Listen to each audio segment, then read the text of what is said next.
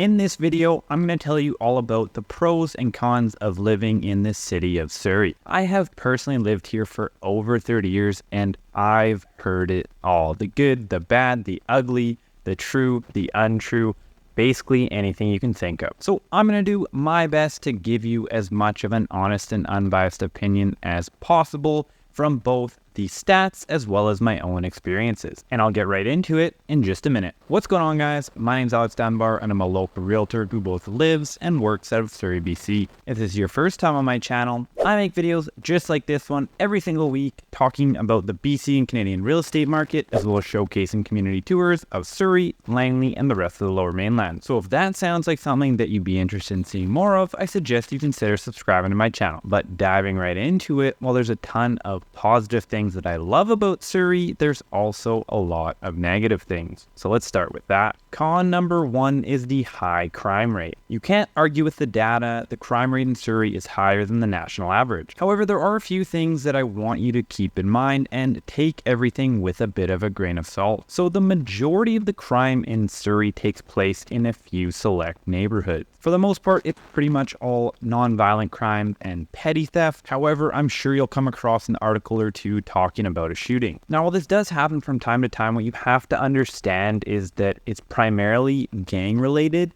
and targeted. So it's nothing like the States. You're not going to see any mass shootings in schools or people randomly going out on the street and you having to fear for your life. Almost 100% of the time, it is a targeted shooting. If you're not from BC or Canada, open firearm carry is not legal here. And as somebody who's lived here for over 30 years, all through my youth and teenage years, walking home late at night, whatever that may be, I've honestly very, very rarely ever felt unsafe. And personally, I've never been subject to a major crime. I've had some more minor crimes committed against me over the large number of years that I've lived here, maybe less than a handful at that. And that's been something like a break into my car one time and some smaller stolen items from my house when I was previously living with my parents back in the day. So the real key here is just to make sure that you're living in a good neighborhood, because that's going to make all the difference. So if you haven't seen them already, make sure you check out my previous videos on the top 5 neighborhoods and worst 5 neighborhoods in Surrey. Additionally, you should also check out my free Surrey relocation guide, which you can find a link for down in the description. Con number 2 is the traffic congestion. As the city continues to grow at a rapid pace and more people continue to move here, of course, that's going to come with its growing pains. And so traffic, like the majority of the rest of the lower mainland, and honestly a lot of other parts within the country, is continuing to get worse. This is especially true on some of the main arterial roads, as well as areas in which there is ongoing construction. So currently we have the SkyTrain extension ongoing because although we do have rapid transit, the SkyTrain, it's only primarily in the North Surrey area, or at least that's where it's based out of, which kind of limits its availability and access to the rest of the city. For instance, if you're living in South Surrey, that's going to be about the furthest point away from it, and it could take you 30 to 40 minutes just to get to the SkyTrain. Now, another big part of this is going to be the time of day that you're traveling. So during rush hour, it's not very fun to be driving across the city. And some of the time it's actually worse driving through the city itself versus if you're on the highway. But if you can kind of pick and choose the times of day that you're traveling, then it's honestly not that big of a deal. And moving on to con number 3, it's the public services. So as a rapidly growing city, as I've already mentioned, it definitely comes with its growing pains. And the healthcare sector is definitely one of those. For instance, if you're to go into Surrey Memorial Hospital, there are extensive wait times a lot of the time. And as a municipality, we're just struggling to keep up with this growing number of new people. However, this isn't isolated to just the city of Surrey. Honestly, it's been an issue for the lower mainland for a while now, and it just seems to be continuing to get worse. And the most frustrating part is that our taxes seem to increase every single year, and I have no problem personally paying more taxes if I'm getting more for it, but it feels like I'm paying more taxes but continually getting less and less services. And once again, this isn't just solely in the city of Surrey, but we're definitely feeling it here. However, we did recently introduce the Surrey Police Department, which there was a big debate about for years and years, as we previously had the RCMP. However, with a growing city, it was decided that we should have our own police force, which has now been put into play. But with that came higher taxes. However, in comparison to the rest of the Lower Mainland, Surrey's property taxes are actually about average. One of the other related issues is the infrastructure here, which kind of ties into some of the previous points where there are multiple streets that are only a single lane wide and honestly should really be 2 or potentially even 3, and definitely have the ability to, but I think it was just poor planning in the past. Now, there are several streets which are currently being widened, and so unfortunately there is some short-term pain as there may be blockages or construction that is ongoing and slows down traffic,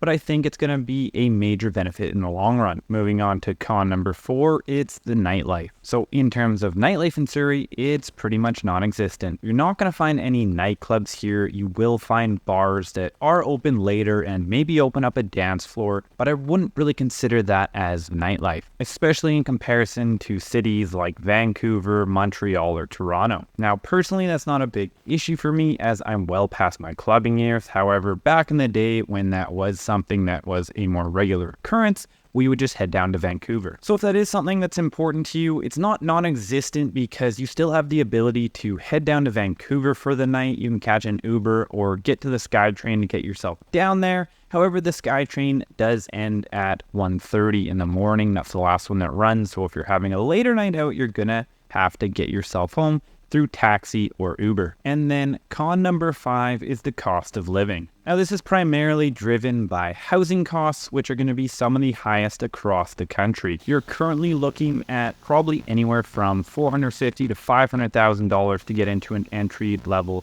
one-bedroom condo on the nicer end.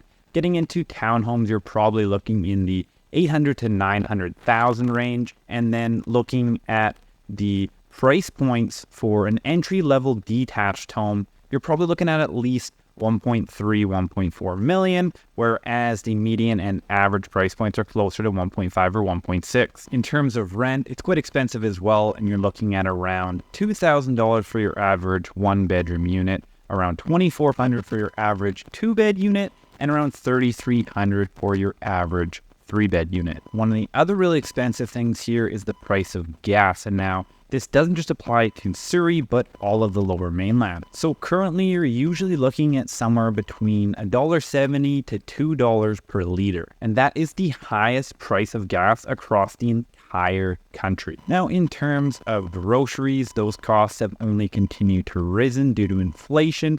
However, honestly, once again, this isn't really different across the country. So overall, it's not cheap to live in Surrey. And so now that I've covered all the negatives, if you're still here watching, on to the good part as we get to talk about all of the positives of living in Surrey. And starting us off with pro number 1, it's the cost of housing. But wait a second, didn't I just say that that was one of the cons because of how expensive it was? Well, yes, in comparison to the rest of Canada. However, if we're looking at other cities in the Lower Mainland, and specifically Vancouver itself, home prices are about 30% cheaper, give or take, based on the property type and area, as well as rent prices as well. So dependent on if it's a condo, townhome, or detached home, you're going to see a little bit less in terms of relative price differential when looking at condos, then a little bit more in terms of townhomes, and then the most in terms of detached homes. And in some of the nicer, more prestigious neighborhoods, it's closer to 35 or 40% cheaper. Additionally, there's also a better selection of housing in Surrey in comparison to Vancouver. And there's a few reasons for this. One of them being the fact that Surrey is actually 2.5 times greater in terms of geographical size than Vancouver. And because of this, we're able to actually build out instead of just building up, as Vancouver is landlocked. So we're still continuing to build more single-family homes as well as tons of different townhome developments. Whereas in Vancouver, we're just seeing more and more condos. And in reality, from what I'm seeing these days, is that a townhome is honestly more realistic for the majority of families just because of the fact of where price points have gone. So because Surrey has more options for townhomes, it makes it more accessible to more people. And the other small fact I'd like to add to this is the fact that you actually get parking. And if you don't have enough parking spots, there is free parking everywhere, which honestly I could almost create a whole pros section to itself, but I'll just leave it at that. Moving on to pro number 2, and that's the fact that Surrey has a diverse population. With Canada having such a large amount of immigration over the past number of years, a large number of these immigrants have come to BC and specifically to Surrey itself. The largest and most noticeable groups have been the South Asian, Chinese, and Filipino. And as somebody who grew up in Surrey, this exposed me to a lot of these different cultures and a lot of different ways of life. And by being somebody who grew up in Surrey and went to school with people from all parts of the world, all cultures, all ethnicities, this gave me a very broad view on the world. And I think this is a very good thing, and especially for children as they're growing up. And honestly, this is a major piece of criteria for a lot of the people that I help move to Surrey. They want to make sure that their kids are going to a diverse school and that they're living in a diverse neighborhood so they get to experience all of this. However, I do want to note that there are a couple of neighborhoods within Surrey that aren't necessarily very diverse. So if this is important to you, you really need to speak to a local who is knowledgeable and can help guide you around this. And that's exactly what I'm here to do. And moving on to pro number 3, it's the central location. So the great part about Surrey is that it's so centrally located in the Lower Mainland. You've got the United States border just slightly to the south. You've got multiple bridges to get over to the other side of the Fraser River, whether you're going to Vancouver, Burnaby, Coquitlam, Richmond, or elsewhere.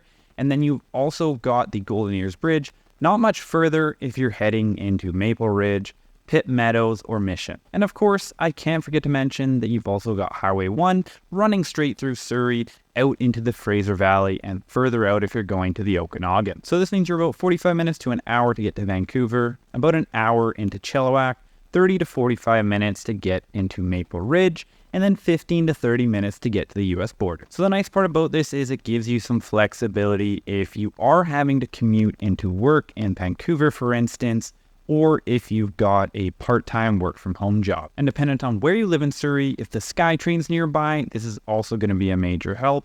And additionally, the SkyTrain extension is currently ongoing, which is going to make it run through Fleetwood and into Langley, which means it will be even more accessible for many of you in the future, as it's set to be completed by the year 2028. Moving on to pro number 4, it is the parks and green space. The City of Surrey's website itself states that Surrey is home to more than 800 parks. 200 with amenities for people, and 600 more to protect natural areas, open space, and biodiversity. Additionally, there's over 650 kilometers of trails and paths. Pretty much anywhere you go in Surrey, you're going to be able to find a park nearby.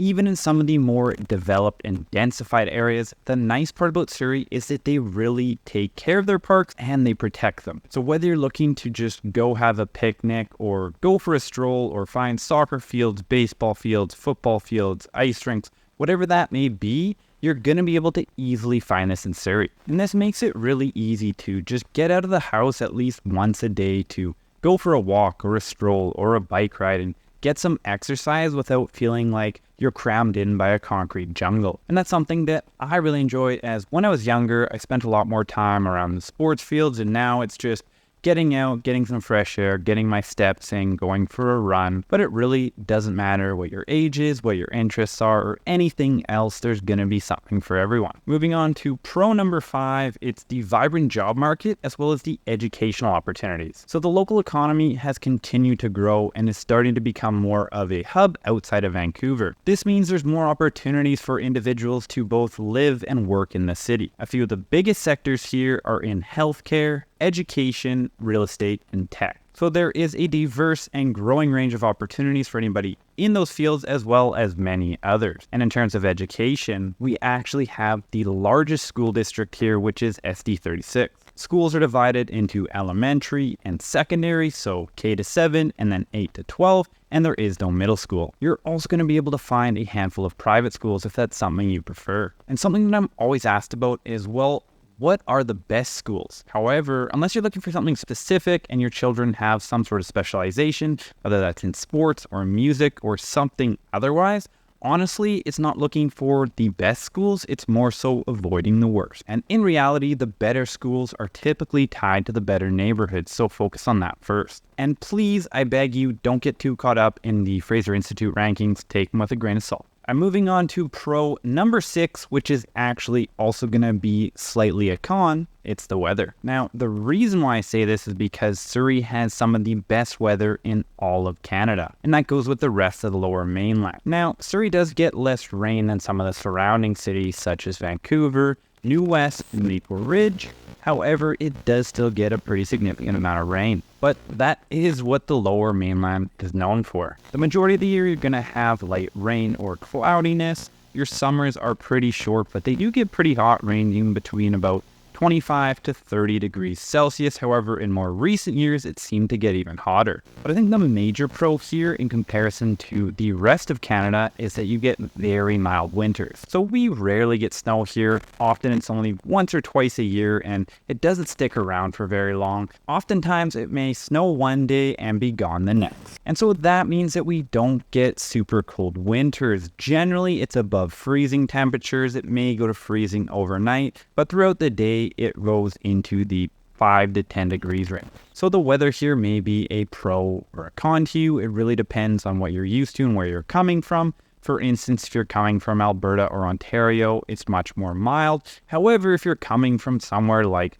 Florida or Arizona, it's definitely much cooler and wetter. So that about does it. Those are my pros and cons of living in Surrey for over 30 years. That is as honest and unbiased as I can be. So hopefully you learned something today, and if you did, all I ask is that you hit the like button so the algorithm will push it out to more individuals just like yourself who want to learn more about Surrey. And if you are considering making a move here and want to learn a little bit more and have a conversation based around your unique situation, I am a local real estate agent and I'd love to connect with you. So you can scroll down and click the first link in the description to book a call with me at a time that works best for you. Thanks so much for watching. Make sure you check out another video on my channel about the city of Surrey so you can learn more, and we'll see you in the next video.